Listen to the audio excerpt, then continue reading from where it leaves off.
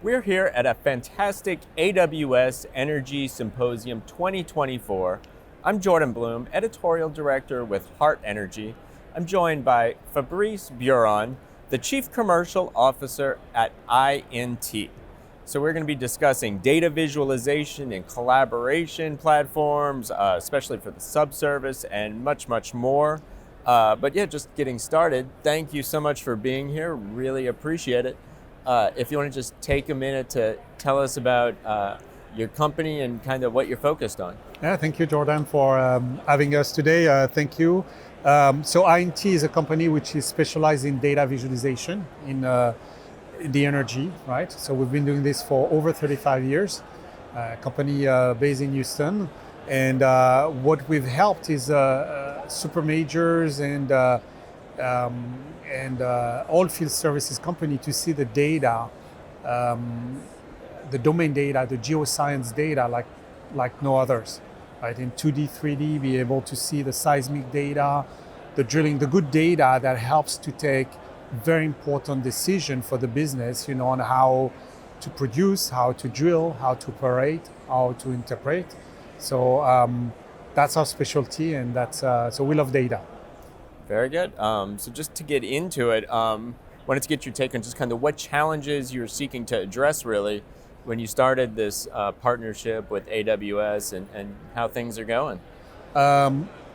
So it's an interesting question because the oil and gas was pretty late in the game moving to the cloud, right?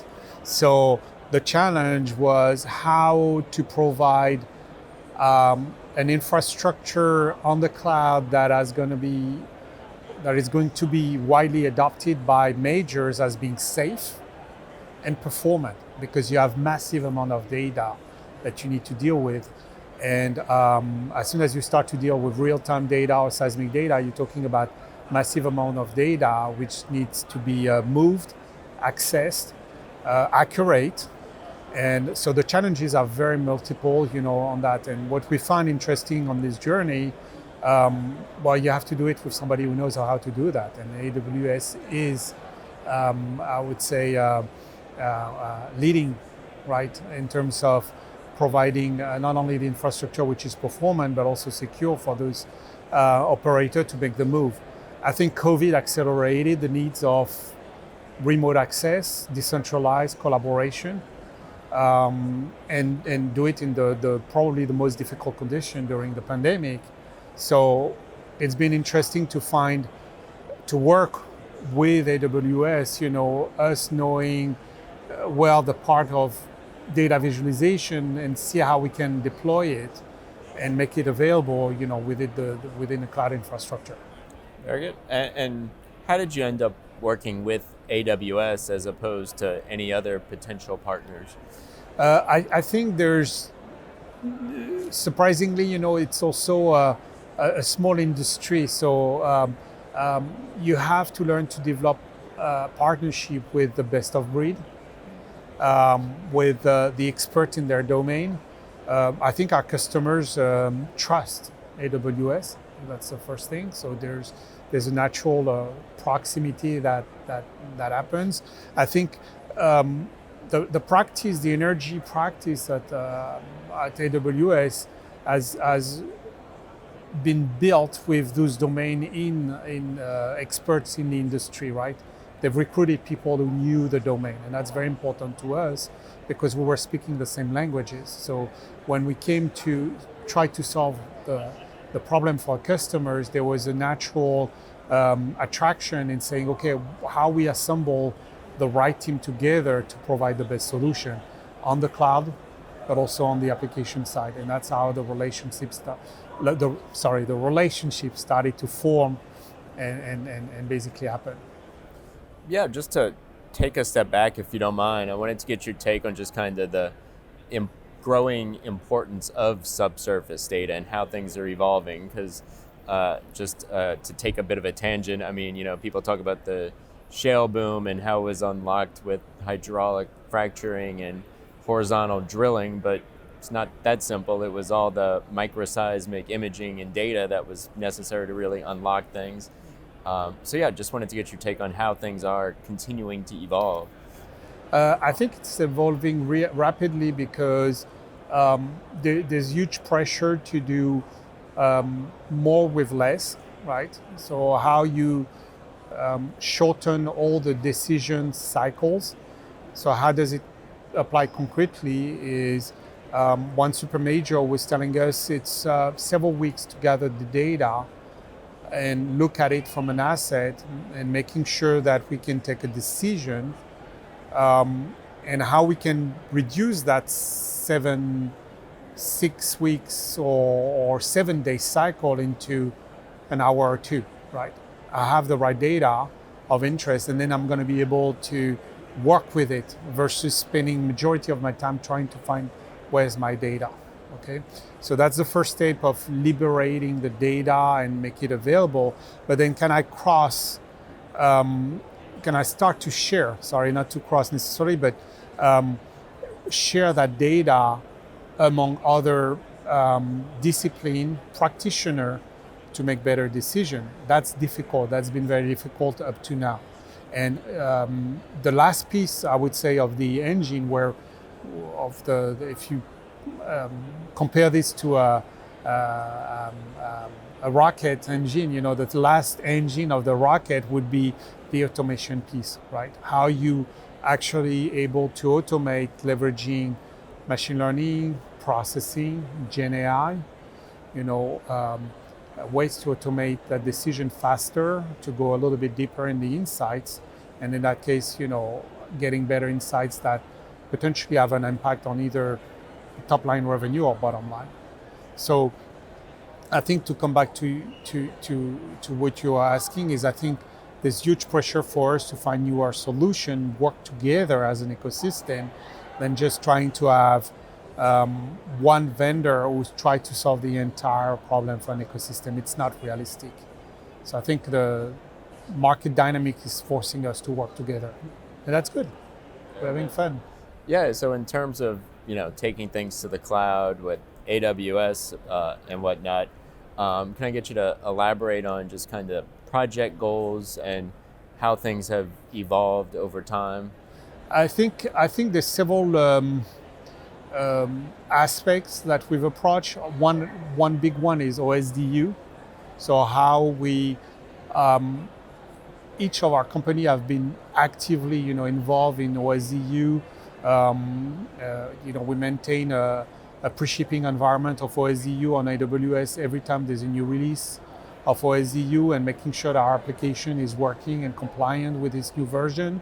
So there's been a lot of exchange between our engineering team, and then also in other domain like the workflow. You know, there's one recent one we worked on, which is tied to seismic processing, which is a very interesting one because you know, it's one of the situations where we discussed between the teams where they were trying to streamline and offer new options on the seismic processing, leveraging the HPC orchestrator. And you know, we put ourselves together between several vendors and AWS to quickly be able to put together a solution that would demonstrate interoperability between the solution.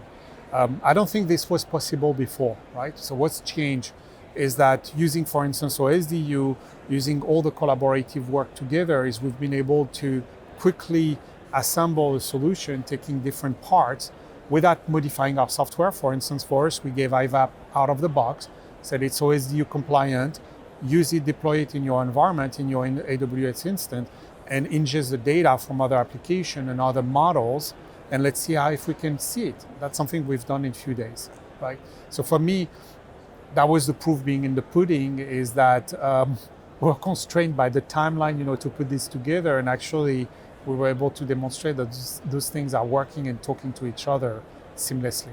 I think that's very rewarding. Great. Obviously, y'all made a lot of progress.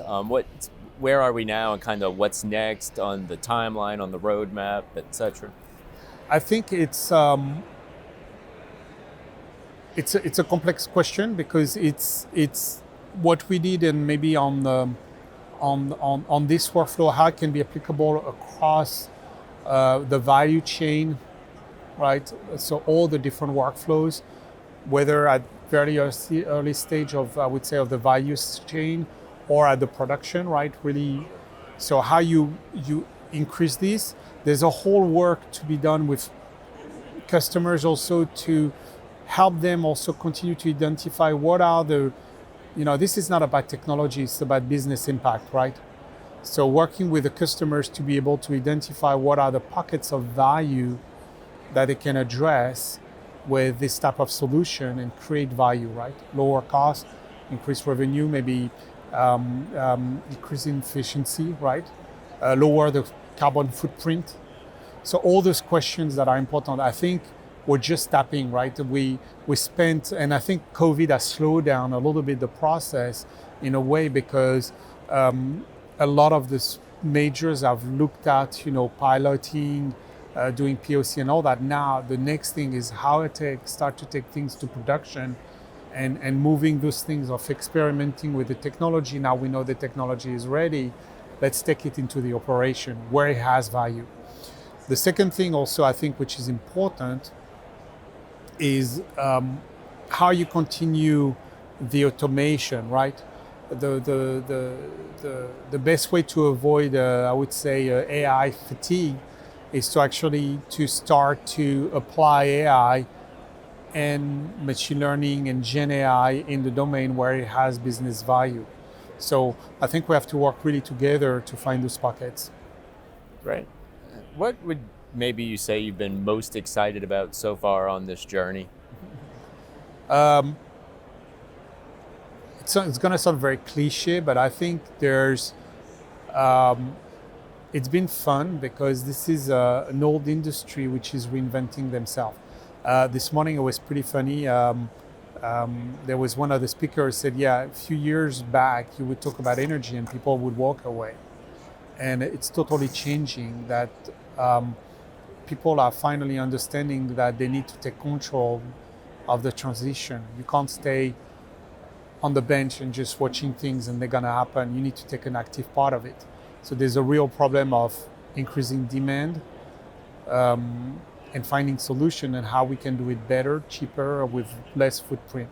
So it's a reality. So I think it requires a lot of intelligence that we need to apply.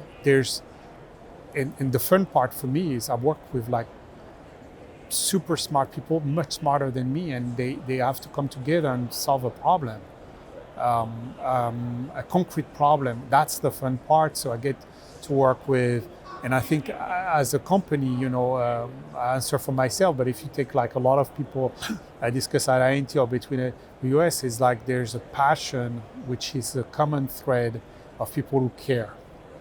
Come together, trying to find a solution, and I'm really proud to come up with a solution that can have an impact. So I think that's the fun part of it.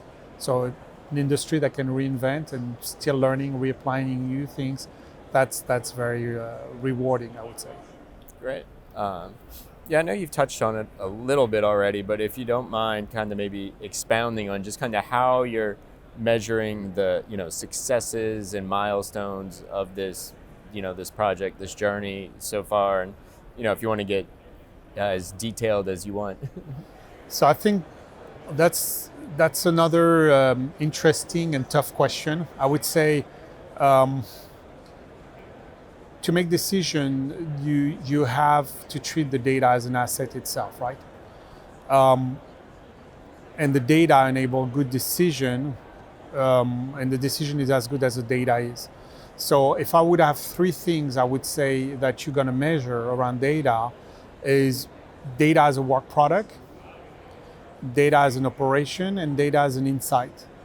And based on those three categories, you have, I would say, three different metrics you have, right? Data as a work product is that the data of quality, is the good data of reference, right? So the metric is gonna be about the accuracy and maybe some of the decision you took technically. So the KPIs are really gonna be about, we wanted to make this drilling decision or this exploration or this production, were we able to achieve the goals that we have? That's the first metric. On the operation, it's some of the metrics that would be whatever I was doing to operate, was it efficient? It used to take me 7 days maybe to run a model, or 7 weeks or 7 months. how can I do it now in shorter term? Can I iterate faster? Is my cost of operating this model cheaper than it used to be before? That's going to be your KPIs. On the data insight, it's going to be a whole different set of metrics, which is going to be much more business driven, right? Am I producing more, right? Is my return on investment better? Am I going to be less capital intensive? Is my profit margin or gross margin is going to be better? So for me, it's a tough question because you can't answer it with a blanket statement or just a percentage. You're going to look at the super major, where is he in that this digital transformation journey, and say, okay, where I'm at on this workflow, if I'm more on the work product, this is where I'm going to look for first, maybe the first wins until I move maybe further down, right? So I think I have a very pragmatic approach when it comes to this, but it forces the vendors, the cloud providers, and the super major to sit down. I think that's a big change, to sit down and discuss about those metrics. It was very guarded before, right? It was like, okay, we don't want to. It's very touchy. I don't know if it was a taboo. I know there's a confidential aspect, but without divulging things that are secretive, it's important that there's an alignment on the objective. So we've seen a change in the collaboration there's been in this industry between this whole ecosystem. I think that's a fun part. Great. Yeah. Well, lastly, honestly, is there anything you wanted to highlight about INT or the future of data? I think when you look at this morning keynote and you see the projection of consumption, demand, what is at stake, in terms of efficiency, in terms of carbon footprint, I think we're going to be extremely busy in the next decade, right? So to me, that's exciting for either from a legacy or people who are later in their career, and how do I pass the baton, transfer some knowledge and build a foundation, a transition for newer generation. But also for me, looking at newer generation, it should create extraordinary career opportunities and learning opportunities to apply all this new technology. So that would be my optimistic side, right, of the answer. Great. Well, thank you so much for your insights. Thank you for joining us. Really appreciate it. Thank you everyone else for watching, joining us at the AWS Energy Symposium 2024. Have a great rest of the day.